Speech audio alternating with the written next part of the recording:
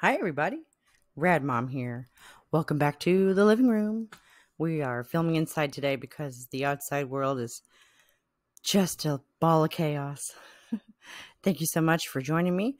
Like the video if you enjoy my content and doing feminism from a materialist perspective, and subscribe to the channel for more of it. And, share it around and spread the word because we're going to drag it kicking and screaming back to the real world if it's the last thing we do. And today we're going back to something a little more mainstream.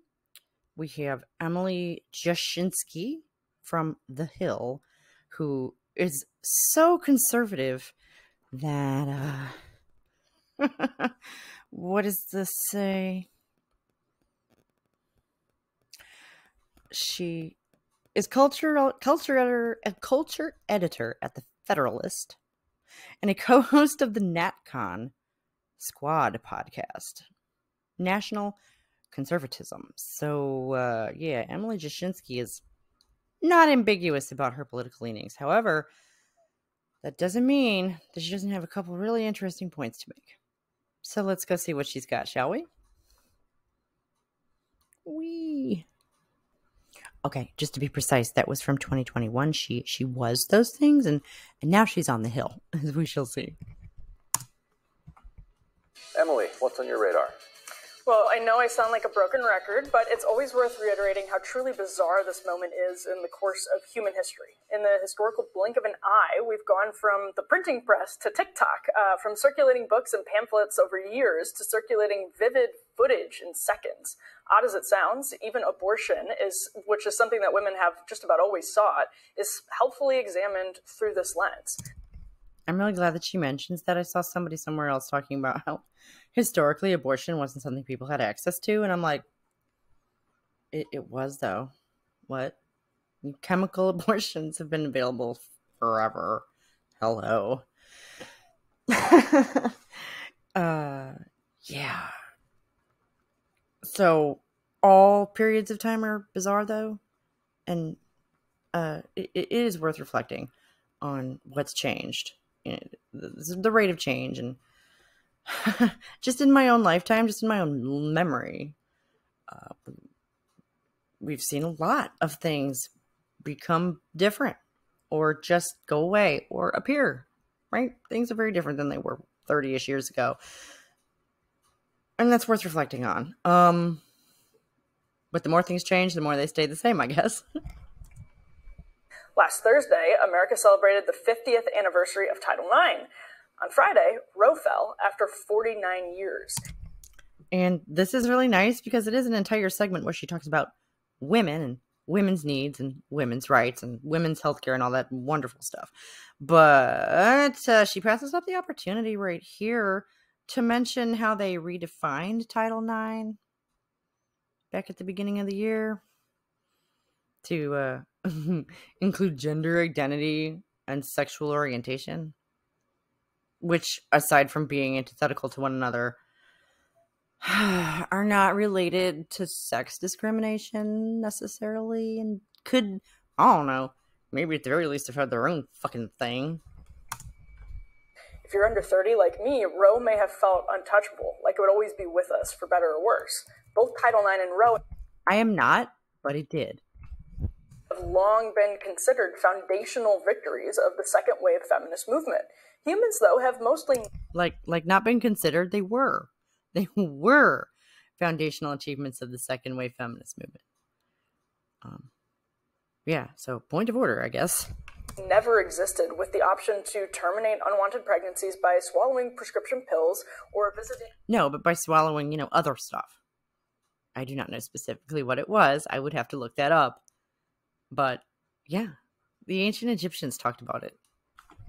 Antiseptic doctors' offices.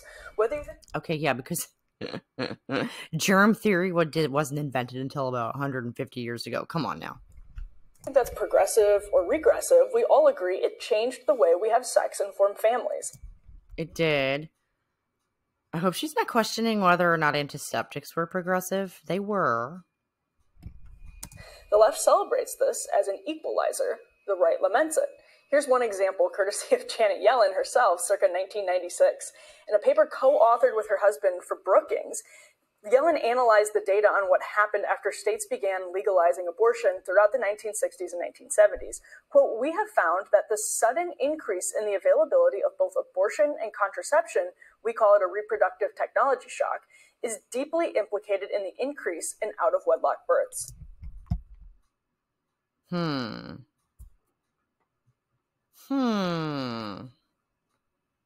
Interesting. Reproductive technology shock is a pretty good description. We call it. Yes, we can see that. Are you trying for a certain word count? They wrote, adding, "Although many observers expected liberalized abortion and contraception to lead to fewer out-of-wedlock births, the opposite happened. Here's more, it's worth quoting in full. Women who were willing to get an abortion or who reliably used contraception no longer found it necessary to condition sexual relations on a promise of marriage in the event of pregnancy. But women who wanted children, who objected to abortion for moral or religious reasons, or who were unreliable in their use of contraception, found themselves pressured to participate in premarital sexual relations without being able to exact a promise of marriage in case of pregnancy." Accurate. Well, why don't you? It just became the expectation. And if that wasn't something that you were prepared to live up to, that became a problem. These women feared correctly that if they refused sexual relations, they risked losing their partners. Sexual activity without commitment was increasingly expected in premarital relationships. If you won't do it, some other woman will, right? That last sentence is particularly important in this context. So is sex without commitment healthy for women? This, of course, is a separate question from whether abortion should be legal. Totally separate question. Yes, because a pregnant woman had sex with someone. True. Most women who want who are seeking an abortion are doing so because they can't afford another child. Or, there's something wrong with them or the fetus. Yeah, it has nothing to do with their relationship necessarily to the father of the child at all. But it is relevant to the question of whether legalized abortion has created a healthy culture for women. Which is not something that I've never, ever heard anyone discuss that. Which is why we're looking at it. University of California, San Francisco magazine talked to psychiatry professor Dr. Luann Brizendine about oxytocin. So she teaches psychiatry? That's niche. But I guess she'd know about brain chemistry then. This is really interesting. Here we go. Earlier this year. Quote, "Intimacy, cuddling, and sex can unleash it in anyone, but the extra estrogen and progesterone in female bodies encourage their brains to ratchet up their oxytocin, especially when they ovulate," the article noted, summarizing Brizendine's research. Compared to women, men may need 2 to 3 times more touch to maintain the same level of oxytocin. Brizendine said, quote, "The male and female brain are much more alike than they are different, but our different hormones are specified by nature to make behavior differences. It's probably not politically correct to say this," she said, "but it is biologically correct." Which is what we are concerned about, isn't that right? Material reality. Biological material reality, in the case of sex differences. Yeah, if you just look at a brain, just the brain, you can't really tell. And I've seen this so many different places and so many different scientists, brain scientists, neuroscientists, that come out and said this, how ridiculous this is. But then they test people and like, oh, there's clearly different types of functions, in clusters, men and women. This is why. Because the chemistry is different. And nobody's going to sit here and tell me men and women's hormones are A, the same, or B, don't fall into 2 distinct groups. That's what hormonal birth control relies on. So, yeah, that's it. That's what it is. We're not the same. We're not the same. All right, So abortion then contributed to the development of a sexual culture that benefited men and harmed women. Well, I mean, okay, but again, for the 100th time lately, we live in a male value structure that was built by them, for them, explicitly to exclude us. Originally, anyway. So, yeah, basically anything that comes about under those circumstances is probably going to end up benefiting men. Wrenching BuzzFeed article from last year. But that doesn't necessarily mean that the thing itself, in a vacuum, in a neutral setting, is beneficial to men. Was headlined, quote, "These Gen Z women think sex positivity is overrated. Uneasiness with sex positivity." Well, that's because it is, because it's mandatory. Anything that's mandatory is being pushed too hard. Okay. Positivity is bubbling to the surface, especially in some Gen Z quarters, wrote the author.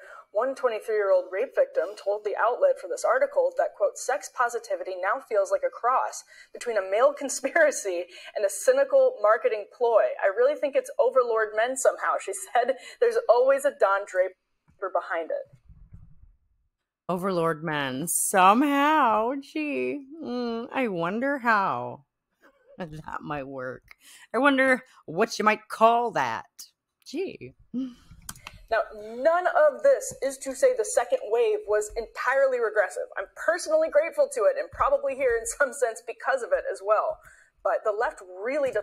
Probably. Honey, I assume that the paycheck that you get from this job, which you have in your own name, which you get paid for in your own name, goes into a bank account that has your own name on it. And you probably have at least one credit card in your own name, too. Second wave stuff. All second wave stuff. Doesn't want to talk about how abortion allows male partners and bosses to exploit women. Why are corporations eagerly jumping at the opportunity to pay for their employees' abortions? That's a good question, because goodness knows we've been trying to get them to pay for childcare for long enough. Isn't that right? Because it makes women more productive and efficient workers. We know this, by the way, because it explains part of the wage gap. These corporations are commodifying women's bodies, and the left is celebrating it. Well, the corporations are commodifying women's bodies because, well, first of all, tradition. And secondly, because that's what corporations do. They commodify things. Personally, I think that we should all get together and agree on some limits to that. But that's just me, I guess. Notice most of these corporations aren't jumping quite so eagerly to provide childcare, even though American women are having fewer children than they say they want. Yeah, and it might be easier to get people to stay at work longer if they could just nip around the corner or downstairs and hang out with kiddo for half an hour and get their fix, right? And make sure they're doing okay. And then go back to work. But, yeah, it's really strange. I could give a lot of other examples if I thought about it for a minute, because I've encountered many examples of where, like, efficiency and productivity, even the bottom line sometimes, doesn't actually seem to be the goal. That's a topic for another time. This is a culture in pursuit of sameness, but not equality. It's a culture that insists women's equality means they must overcome their womanhood. Thank you. Thank you. I do not know why. It would be a blonde white lady. I don't. There's nothing wrong with either of those things. But yeah, and a conservative. I don't know. Only conservatives are actually allowed, I think, to admit that women actually exist. Is a big part of it. Working more than they want to, having more casual sex than they want to. Okay. Many women are doing these things. Many.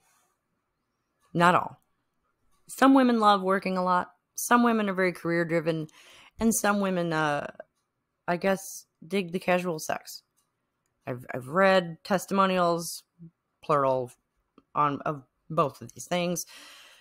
I don't see why they would be, why those women wouldn't exist, or why they would necessarily need to have something wrong with them. They're just outliers. It happens. Changes to technology and social norms have turned us into the proverbial boiling frog, unable to realize the water is hot until we're scalded. Again, this is a separate question from whether abortion should be legal. I believe it takes a life and therefore violates the 14th Amendment and... Wait, which one is that? Okay, just on a barefaced surface level reading here, I'm going to have to go out on a limb and say she's wrong. All persons born or naturalized in the United States and subject to the jurisdiction thereof are citizens of the United States and of the state wherein they reside, etc., etc. No, it specifically stipulates at the beginning that you have to be born. Sorry. Which would seem to me to come down on the side of the mother pretty strongly, actually. And almost might be used as an argument in favor of abortion, really, because, and that's my thought on it, especially before a certain point, which, we can talk about. I think I have talked about, but the rights of the actual person in front of you should come before the rights of the hypothetical person who hasn't even been born yet. Is wrong, but even if you disagree with that, I think wrong is not a legal term, dear. it's worth considering whether abortion is essential to sexual equality or an obstacle to it. Ryan, you definitely... It's a tool. It's like a hammer. It depends on how you use it. A hammer is an amazing tool for building things or destroying things. It's a hammer. It's a tool. And our patriarchal system has used it to benefit men. Surprise, surprise. That doesn't mean that we don't need it. That doesn't mean that it doesn't also benefit women in some ways. That I don't think anyone, oh, it's just wrong. But so don't get one. Really. Don't get one. I support you in that. I guess you wouldn't return the favor. And, if someone were getting one who you knew or something or were acquainted with, you wouldn't support them because you think it's wrong. I don't know. Would you really just say, well, I think it's wrong? You wouldn't, right? Even if that's what you believe, you'd support them to their face, at least, be supportive. Because what are you going to do? Change their mind? Is that the time to do that? It's a shitty move. No, that's an asshole move. No, who would do that? Assholes. But most people would not just directly, blatantly to someone's face, just disagree. You know what I mean? Well, I mean, try and have a conversation with them about it, but just be like, nah, I think it's wrong. I mean, maybe, but asshole move. Disagreed with every single word that I just said, probably. But, and to be very, very clear, this is about consensual relationships. Everything I just said is about consensual relationships. Okay, so I guess she supports certain exceptions based on the health or the life of the mother, I think she said. And now, I guess, rape or incest. Okay, but so consenting adults, it's wrong. And I guess she probably thinks that casual sex is wrong, too. It's wrong for me. I discovered that the hard way, or the effective way. Because you can't just sit around and think about how you'd behave in a situation. Once you actually get there, you might not do what you expected you would do. You have to test theories.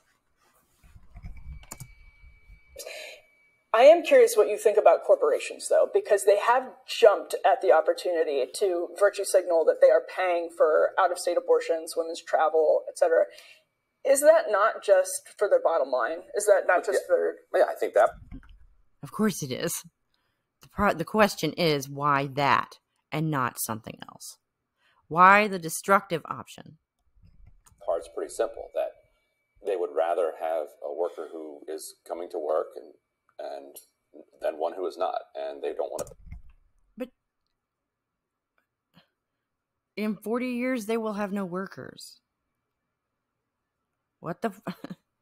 How short-sighted is that? That's not like business people are trying to think long-term. That's what a business plan is. I don't know. It's not adding up. Pay maternity leave. I think it probably is as simple as that. And also, they do want, they do want to attract people who feel like their values are aligned. Mm-hmm. And certainly, most of these corporations that you're talking about are hiring college graduates, and among college graduates, there's very little question about whether or not this is a barbaric Supreme Court ruling. So it's all about optics. Do you think refusing to set up daycares and childcare and, paid maternity leave and that kind of thing, because private companies could do that. The government hasn't mandated it, but private companies could do that, and some do. They could just, make it a thing if they wanted to. But you're saying that the reason they haven't done that and have chosen instead for this, it's a publicity stunt, essentially. It's just all optics. That's it. Just empty optics. Not much of a foundation for a business plan. Right. It's not even it's not one of these close questions. I saw that you kept talking about how these are, separate issues, but I'm not so. There are many people who are not college educated or young or liberal who I've personally spoken to that feel this was outrageous and barbaric. I'm pretty sure the majority of the country feels something along those lines. Sure, they're separate. And so I think it's fair to say that sometimes, so we're talking about sexual liberation here, right? Yeah, basically. And so I think it's fair to say that certainly as it moves in different... There's that word, liberation. I like that word. Usually I appreciate it most when it follows women's liberation, because that's what feminism is supposed to be about, right? Usually that phrase doesn't get used so often, though. This is usually what you hear. If you hear the term liberation, especially when talking about women, it's sexual liberation, right? That's the hot topic of conversation. Men fucking love that. And it's their world. Different waves. You're going to find, some women who say that it has gone too far and it has transformed into just pressure to have sex from men. Like that men are just kind of, exploiting these moments to pressure women. That's certainly. But that's, I think, on one level. Well, okay. Those are assholes. Again. However, the assholes are being enabled by the expectation, okay? The Overton window of sexual expectations was shifted violently in one direction. So it was reasonable for them to have certain expectations. If they then decide to pressure you, if you decide not to do what they reasonably expected you to do, then they're an asshole. And you don't have to put up with that, because that's something else. That's different, isn't it? Than having a disagreement over what the activities are going to be. Level here. On a much deeper level, sexual liberation and women's liberation generally are connected. And sexual repression and oppression and oppression of women have also been connected. Duh. Dr. Amanda Foreman, though, said in her fantastic BBC series, The Ascent of Woman, which ironically came out in 2015, the year Caitlyn Jenner was Woman of the Year. Anyway, that you can judge a culture by how it treats its women. Or society. You can judge how well society's doing, essentially, by how women get to live. For hundreds of years. So if you compare, where we were 50 years ago, 100 years ago, 150 years ago, and if you start to look at mental health and opportunities for women, you will find that no matter. I don't want to look at mental health for women 150 years ago, sir. In the 19th century, they used to lock them up in sanitariums for reading novels. Like, not on the regular, but it was a thing. What kind of mental health issues or other, cultural crises you can identify today, kind of post women's liberation? The situations then were, much worse for people. Domestic violence is a great domestic example. violence. Yeah. Also, so my first book more than 10 years ago was about drug trends, and what I found. That's nice. But so it just takes a little bit of critical thinking, because if you say to yourself, I'm a sexually liberated woman, so I should embrace casual sex, but I don't really want to. So as a sexually liberated woman, I'm going to do what I want to / not do what I don't want to do. Yeah. Because it's a contradiction to say, well, you're a liberated woman, so you have to do this. That's gibberish. That's nonsense. That's a contradiction. And it just takes the tiniest little amount of thinking. Because it's right there. It's very blatant. And the further you go back, the further you find that women's aspirations curtailed, and one of the main mechanisms used to curtail those aspirations was sexual oppression. Absolutely. And so, yeah. Yes. Well, what does that tell you, hon? I think all of these things are tied together, and the end result, and like you said, you're here, out of the house. Yeah. Weird. I wonder what that has to do with anything that I was talking about. What? Huh? I didn't cook anybody breakfast this morning either. Just kept going. Like, not even yourself? Aw. You should make time to make yourself breakfast. It's worth it. Well, it's interesting. The point you just made is totally correct, that women worked more, actually, in the 19th century. Yeah. We skipped some sort of bad historical references that they made a minute ago. But what he's trying to tell her, I think it sounds to me, is that, abortion's necessary, though. Hun, you might think that it's wrong, but having the option can sometimes be a big whoop-de-doo for a woman's life. Yeah. And avoiding oppression, just having it there as a cultural option, as a physical option, as a medical option, as a personal option, can alter the course of someone's life in a positive way. If they should find themselves in a bad situation. It shouldn't be done away with entirely. And unless you leave it up to the woman as a private decision for herself, then, we're essentially all just walking incubators. Hypothetically. Schrodinger's baby. Right? Because at any given moment, any random woman could be pregnant without even knowing it. Assuming that she's within her childbearing years, which is most of our lives.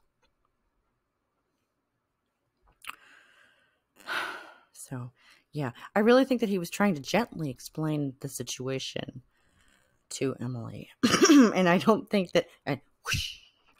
she got it at all. In the 20th century, and this is the culture that Marx emerged out of and Dickens emerged out of, this hyper-industrializing culture where we don't think of any of this stuff as high-tech anymore, but at the time it really was, and it was really rapidly changing the way people lived. And Yes, and now we have modern theories and philosophies to deal with all the rapid changes in the way that people live. Is that her point? Does she have one? That's where Marx starts talking about alienation, which I see echoes of in these corporations, like eagerly funding abortion, but not childcare. I thought she was a conservative. Why is she referencing Marx? This is all very confusing. Modern politics is so confusing. And I think the point that you're making, though, is that these cultural norms post-sexual liberation are much healthier than they were before sexual liberation. And that is the benefit of postmodernism, okay? Because it allowed us the wiggle room to redefine some really key bedrock concepts, like marriage. We redefined marriage from a man owning a woman to carry on his family legacy to the voluntary union of two consenting adults. Big deal. And I think there's absolutely merit to that. I do not disagree with that. Yeah, there's merit to a lot of it. And just throwing the baby out with the bathwater because, oh, well, you know, postmodernists don't believe in anything, that anything is real. Any concept or philosophy carried through to its logical extreme is extreme. Yes. Moderation in all things. You've heard this, perhaps? I don't know. Although I do think it's important for people who purport to represent women's interests to be honest about what women's actual preferences are. And well, that would be nice. But first you'd have to ask them. And then you'd have to listen to them. Well, first you'd have to ask them. Then you'd have to manage to get them all to be honest with you. Which I'm not saying we're all liars or anything, but we do tend to sugarcoat stuff, don't we? And then you would have to listen to us. And then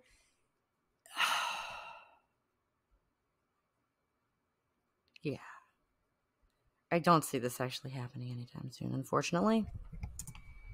I do think that there's this sort of capture of elite institutions by women who don't share the preferences of represent women's interests, to be honest about what women's actual preferences are. And I do. Right. So we can't discuss ourselves as a group, and we haven't had a strong group identity for a very long time. It's been chipped away at from all directions for a very long time. So how in the world are we supposed to talk about what women's preferences are when we can't even agree what women are? What do women want? I know. There's like books, movies, entire genres devoted to this question. What do women want? I don't know. The freedom to be individuals. The structure to support that in, the system where we live. Basic shit. The same thing anyone wants. Penis envy, really. I do think that there's this sort of capture of elite institutions by women who don't share the preferences of other women or most women. And I think that's a problem. I don't think it's been particularly helpful. And millennials and Gen Z have had less sex and had sex later than boomers and Xers, and we know that. Those people grew up during the sexual revolution. Is that a fair comparison? I'm not sure that it is. It's also a question of whether that's because this proliferation of hardcore pornography and all of these different changes has made it frightening and very scary for young women to engage. And the preferences, in order for... It's very scary to engage anyway when your potential partner and your biggest potential predator might be the same person. Like, not all the tension's sexual. And that's just how it is. And the porn thing has just, again, normalized these expectations, made it appear to these guys that these are reasonable expectations for them to have. I don't quite see how that makes them personally inherently bad. They are mistaken. For preferences to be real, there has to be freedom. Like, there has to be ability to choose between these different options. Totally. Yeah. That's why abortion is necessary, girl. What the fuck? Do you not understand what he is saying to you? Or are you ignoring him? And, without those, right, you get millions of people who are just... Okay. Did you see that big shoulder sigh? And she's got jaw kind of tight. And yeah, I don't know. I think she's ignoring him. What do you think? Who have their lives just, cut short and cut down. Yeah, no, I do not disagree with that. And I know we disagree on disagree hugely on this question of the legality of abortion. But I do agree with you also that the culture that enables women to make choices freely is a good one. There's no question about that. But abortion should not be legal. How can you have a culture that allows women to have a freedom of choice when you outlaw the choice?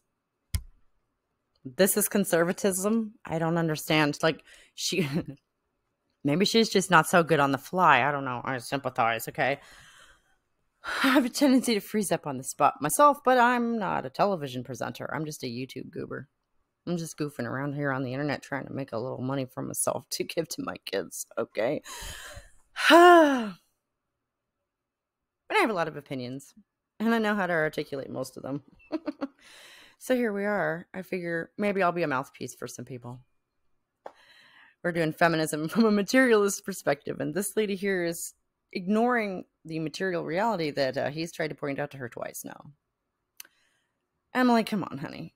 You had such a really strong start. She did, didn't she? She came out of the gate really strong with some solid points about, like, not everybody's into casual sex. Not all men are into casual sex. Weird, I know.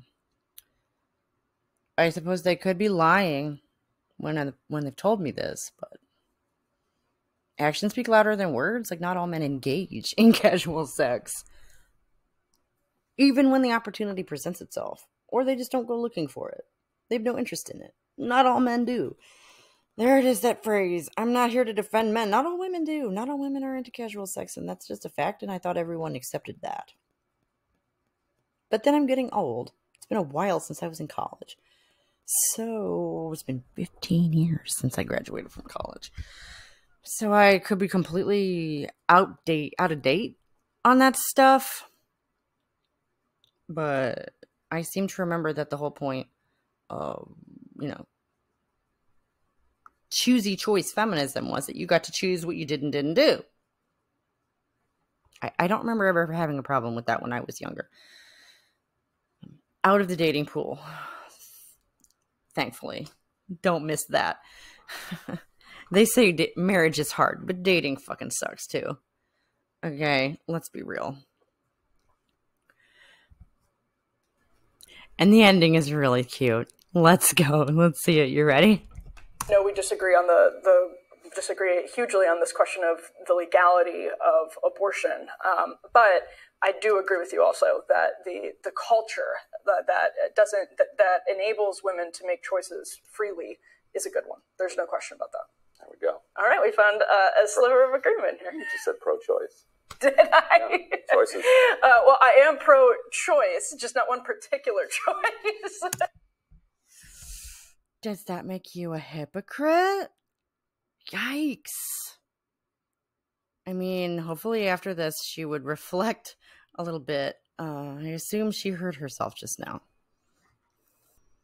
So yeah, that was Emily Jashinsky of The Hill. And it's really, it's refreshing that somebody is making the point about, well, what happens if you, if your personal sexual liberation doesn't involve every willing dick, right? What do you do then? Can we at least have that conversation? Yeah, I'm happy that someone's making that point. Unfortunately, she didn't really think it through all that well. And call me sentimental, but it warms my black little heart to hear a middle-aged white man saying some of that stuff and standing up for women. Because, yeah, she didn't. She tried to sell us down the river a little bit there. Which just is so frustrating. The people who are interested in shaping a positive future instead of the lessons only the lessons the past can teach us, maybe ought to be in charge of the conversation about how we go about making the next generation. But they're not. No one is talking about this. No one is talking about women's sexuality in any way other than how it benefits men. Are they? And that conversation has been made very difficult to have, just because of the way the media and the cultural landscape has been shaped for, ever. It's boring. It's gross. You're crazy. Nobody wants to hear about that. It doesn't give me a boner.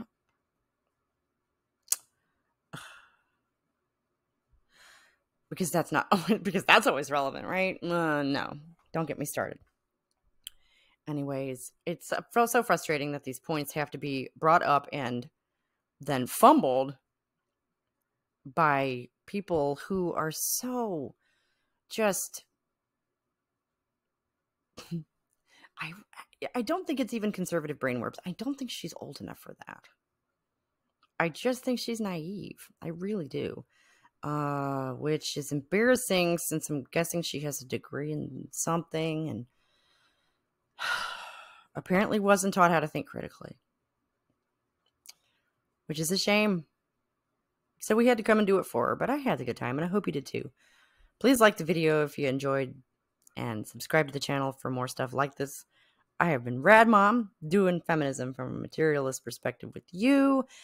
Thank you so much for joining me and sticking with me through all that nonsense, and I will see you next time. Bye.